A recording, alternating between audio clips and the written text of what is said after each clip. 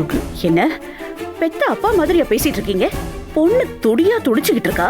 பாவமா இல்ல? அவளுக்கே சாபம் விடுறீங்க. நீங்களா ஒரு அப்பாவா?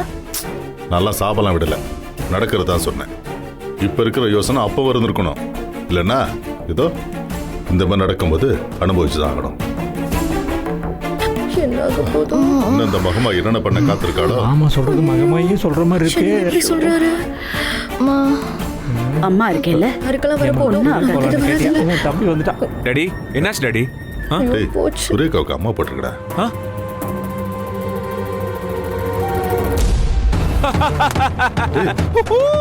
டேய், என்ன பேசுவான் பார்த்து சிரிக்கிறா. சிக்கன் பர்கரு என்ன ஷார்ப்பு? தந்தூரி சிக்கனு. நெக்ஸ்ட் நீதான். கடவுள் இருக்கான் குமார், கடவுள் இருக்கான். சூர்யா என்ன வேணும்? பிரியாணி வேணுமா? பிரியாணி? அது அது என்னமோ டாடி ஒரு பழமொழி சொல்லுவாங்களே, என்னது? வினை விதித்தவன் வினை அறுப்பான், அதானே? அப்படியே தான் டாடி.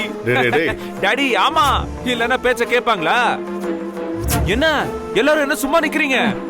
என்ன இந்த தந்தூரி சிக்கன்லாம் ஆர்டர் பண்ணலையா? இல்லனா இந்த பர்கர் கிக்கர் வேணா நான் ஆர்டர் பண்ணட்டுமா? நீ பண்ணதே போதும்பா.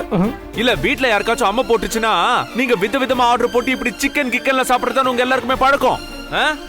என்ன நான் ஆர்டர் போடவா? டேய், ஏன்டா எரியுற தீர என்ன ஊத்துற? ஊத்துவேன் டாடி, ஊத்துவேன். ஏன்னா என் பொண்டாட்டிக்கு இவங்க இதான பண்ணாங்க. அதே மாதிரி நான் சொல்றேன். என்ன ஆர்டர் பண்ணுவோம்? ஆர்டர் பண்ணுவோம். ஆர்டர் பண்ணுவோம். இத பாரு, டாடி ஒண்ணும் பண்ண வேணாம், என் கூட வா. இல்ல டாடி, வாடா சொல்றேன். டாடி இருங்க, ஆர்டர் பண்றேன். சிக்கன் பிரியாணி.